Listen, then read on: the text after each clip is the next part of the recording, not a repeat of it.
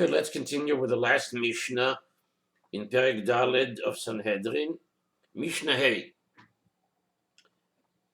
After witnesses come to the Bezdin and say that they saw a certain person commit a crime, the Dayonim ask them whether the person was properly warned, whether there was proper warning to the person that he's about to do something wrong, that he's about to commit an avera, that he's about to commit a crime.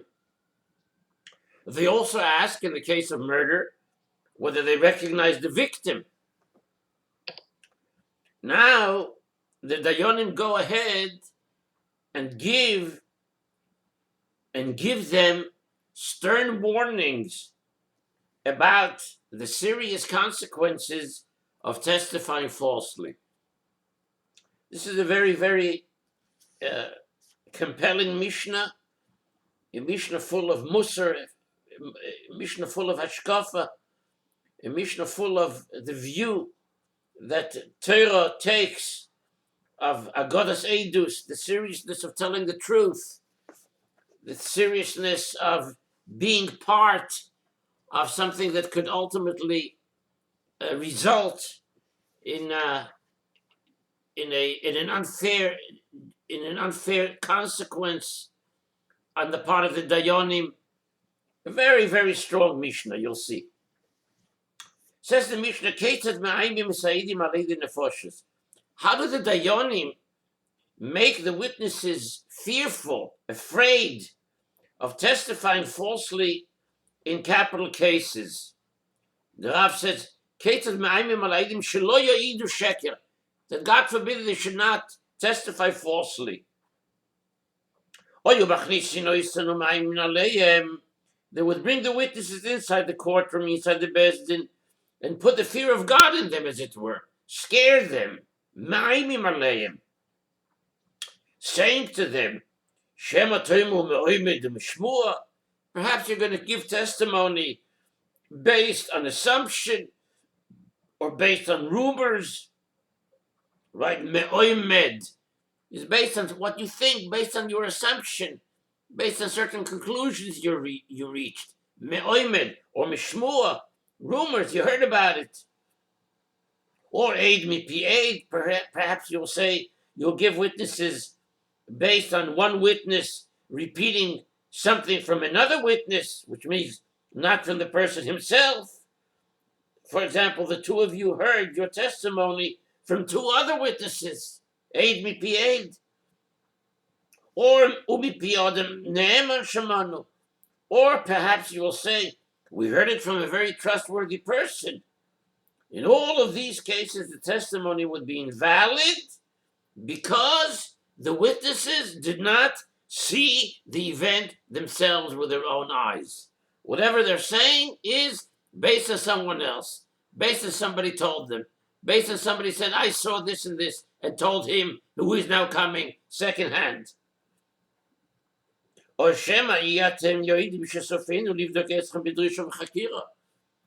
perhaps you intend to testify falsely because you're not aware, you don't realize that we will eventually subject you to the very rigorous drisha v'chakira.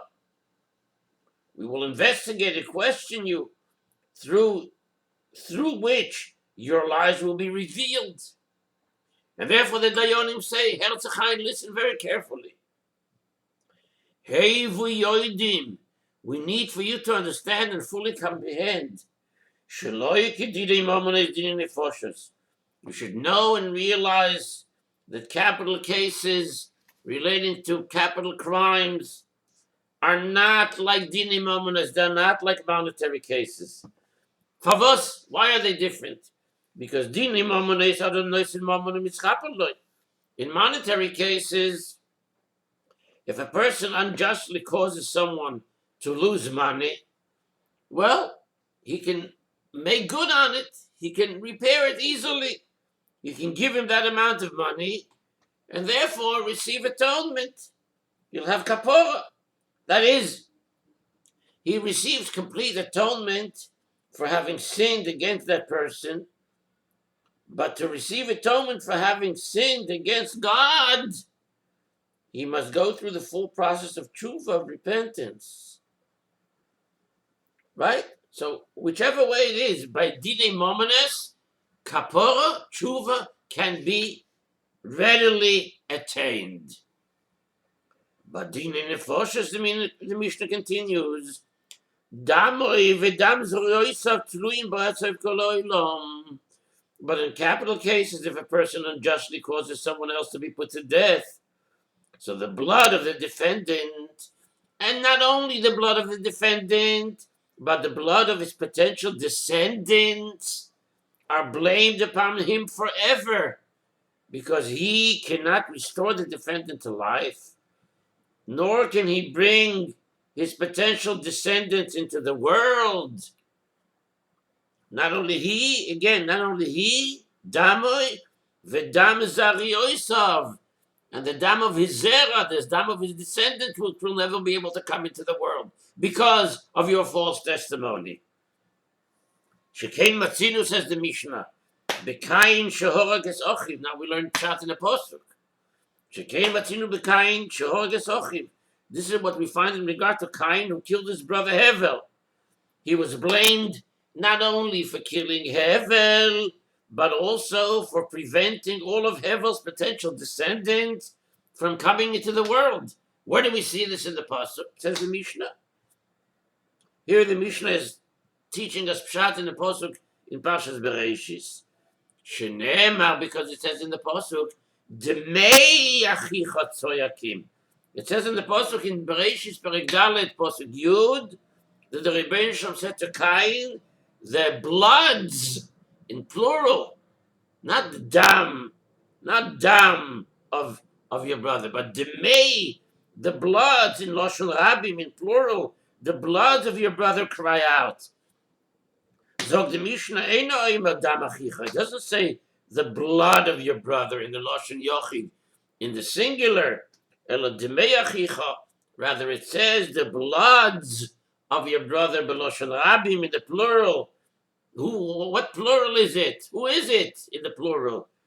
Damoi, his blood, which means the blood of Hevel, the individual, as well as Vidam Zarioisav, as well as the blood of his potential descendants. And now the Tana for a minute interrupts his description of the judges, of the judges of the Dayanim's warning, stern warning in regard to not giving false testimony. The Mishnah interrupts by giving us another pshat of this pasuk that we just cited. Demei achicha tzoyakim. Davar acher, another explanation to Demei achicha tzoyakim. Why is it B'Lashon Rabim? So again, another famous Chazal, quoted for the Gemara in Sanhedrin Daf Lamed Zayin, the verse states the bloods of your brother B'Lashon Rabim, to teach that when Hevel bled to death, his blood splattered, his blood was scattered over the trees and the stones all around and was not limited to one place. So this refers to the Gemara in Sanhedrin, which tells us, and Rashi also quotes it, that Cain did not know how to kill a person. There's no precedent for it. He wanted to kill him, but he didn't know how to kill him. How do you kill somebody? So he had to try all sorts of ways. He had to poke here, poke there, stab here, stab there. And therefore, Cain slashed and wounded Hevel in many places, causing his blood to splatter to nearby trees and stones. And it was not until he reached his neck that Hevel ultimately died. And since the blood splattered all over, it is referred to as bloods. Demei achicha b'Lashon Rabim. That's the second interpretation of Demei achicha. Demei achicha. First pshat is Demei achicha tzoyakim. The Mishnah says it's not only dam achicha, but Demei achicha damoy v'dam zarioisav. And the second pshat of the Davar Acher is that the blood splattered all over the place. There was blood, lots of blood. B'Lashon Rabim. Now comes the Mishnah back to the continued stern warning that the Dayanim give, lest they give false testimony in a capital crime, in a capital punishment crime. It is for the following reason that man was created singularly by God, that only one Adam was created, from whom all of mankind is descended. Right? Like I always say, the Rebbe Yisrael could have created 100 million at one time. The same way Rebbe Yisrael could create one, could create 100, could create 100, could create 1,000,000, could create 10 million. Why did he only create one person, one Adam? To teach us the most important principle ever. ללמדך שכל המעבד נפש אחת מישראל, מעלה עולו וכוסף כאילו איבד עולם מולד. To teach you this most important principle in Torah, that if you kill a person, you can kill the entire world. You kill Adam, you kill the entire world. כל המעבד נפש אחת מישראל, to teach you that the Torah considers anyone who destroys one single individual life, as though he destroyed the entire world. Parenthetically, the version of the Mishnah in the Yerushalmi is Kol ha'ma'abed nefesh achas miYisrael. Our version here in the Bavli says Kol ha'ma'abed nefesh achas miYisrael. The version of the Mishnah in the Yerushalmi does not include the word Yisrael. Very important distinction. The version of the Yerushalmi is Kol ha'ma'abed nefesh achas, whoever destroys one life, ki'ilu ibed olam moled. Very important distinction. The Rambam in Hilchos Sanhedrin writes not Kol ha'ma'abed nefesh achas miYisrael, but Kol ha'ma'abed nefesh achas min ha'olam, whoever destroys one life from this world. Which is, of course, the Rambam's version is supported by our text, by our version here. Right? As if he destroyed the entire world. And the opposite is also true, the Mishnah continues. And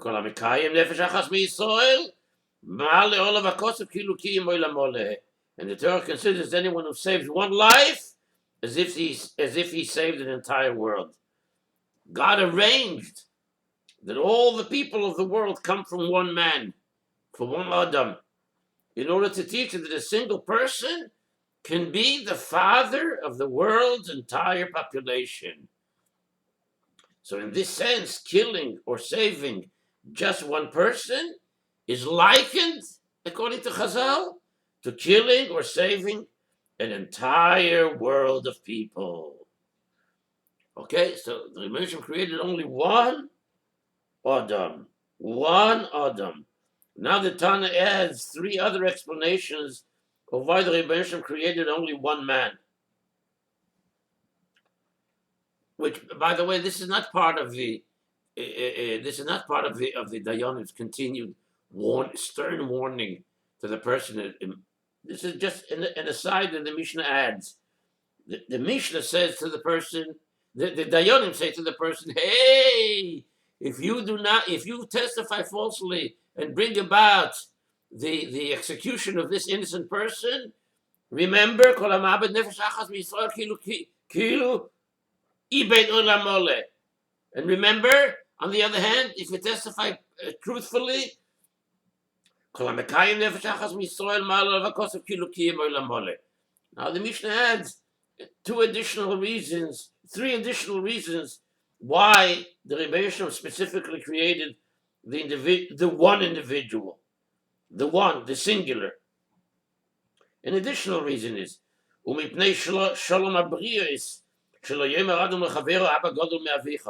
also this was done for the sake of peace, among mankind, so that no person should say, my father was greater than your father. Why is that? Why can't you say that?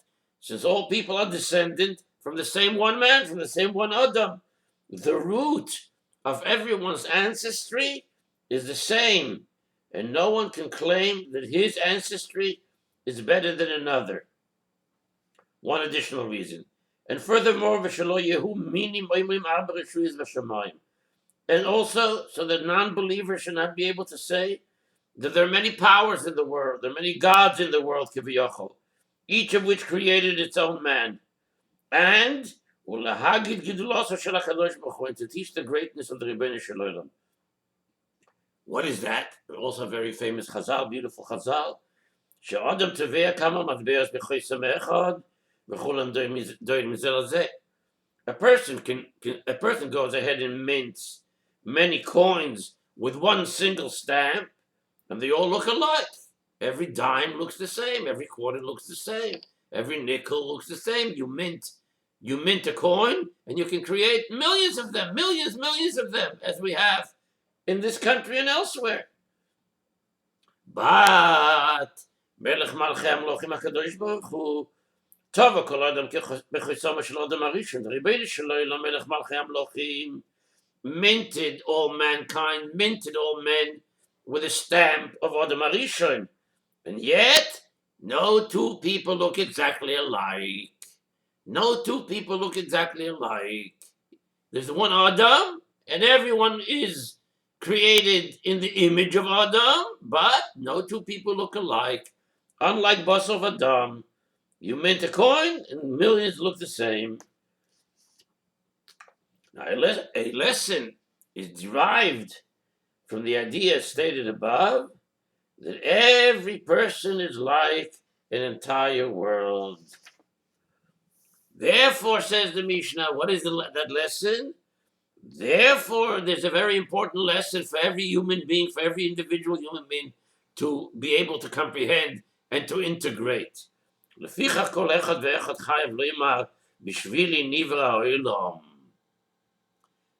being that every individual is created, that the Adam was created as a singular, as a one, not as millions, but one. In order to say what? That kol echad ve'echad chayav loymar b'shvili nivra olam. Therefore, each and every individual person, each and every individual human being is obligated to say, b'shvili nivra olam, the world was created for me. Why is that so? How do you derive that? Because since a single person has the potential to be the father of all mankind, it follows that the world could have been created just for him and his descendants. And the world was Adam HaRishon. That's it, that's the world. B'shvili nivra olam. And therefore, every person should remind himself of this. Because by acknowledging his own importance, he will be deterred to lowering himself, to making himself small, plain, insignificant. Oh, I can't do this. Oh, I can't accomplish it. No, I can accomplish a lot. Look, the whole world was created for me. The whole world is waiting for me to do all that I can in my potential. And finally, the Mishnah ends after we warn the witnesses. After we warn the witnesses and give them this stern warning and tell them what a serious offense it would be if a person, chas v'sholom, testified falsely and bring about the demise of an innocent human being. So therefore, a person would conclude from this, so what do I need all this for? So why do I need to go and testify? Why do I want to take this responsibility upon myself? And therefore the Mishnah ends and says, V'shem atoimu. Therefore, after hearing all of these serious implications to testifying falsely, a person would say, My lonu v'letorah, what do I need this headache for? What do I need this trouble for? Since causing someone's death is so serious, the witnesses might therefore be afraid to testify and say, let it go, I don't need this. What do I need this for? What do I want to get myself into this rut for? I should take this upon myself, upon my shoulders, that such a thing could happen. To this, the Dayanim respond to him and say to him, hey, listen here, mister. V'alok kvar ne'emar v'hu eid oiro o yodo im lo yogid v'nosa avoino. It says in the Pasuk in Vayikra, Perek Hey, Pasuk Aleph, Who aid had it not already been stated, says the Pasuk, V'aloich v'nema, and he is a witness who saw or knew. If he will not attest, if he will not bear his sin, so the Torah considers it as a sin to refrain from testifying. V'nosa avoino, you're going to carry that sin if you know and you're not going to say. And if you'll say, why should we bear the responsibility for this man's blood? The witnesses might get so afraid of causing someone's death that they begin to doubt their own testimony and choose to refrain from testifying. Never mind, even though the Torah obligates them to do so, as we just saw in this pasuk here and now. So to this the Dayanim respond, don't worry about it. Don't let that dissuade you from coming and giving the testimony if you know that the testimony is emes and you know that it can be verified as emes. And after the Drisha of Chakira, it'll still come out that it's emes. Don't stay away. Don't make yourself an argument and say, what do I need to get involved in this? Why? Why are you obligated to come and give the testimony if the man is really guilty, if you know the truth? Because it says in the Pasuk in Mishlei that when the wicked perish, there is joy. There is an obligation to get rid of evil in the world. There is an obligation to get rid of lie in the world. The Dayanim reassure the witnesses that if the defendant is guilty, they will not suffer any harm for causing his death. On the contrary, they will be rewarded. Ba'avoid Rashoim Rina.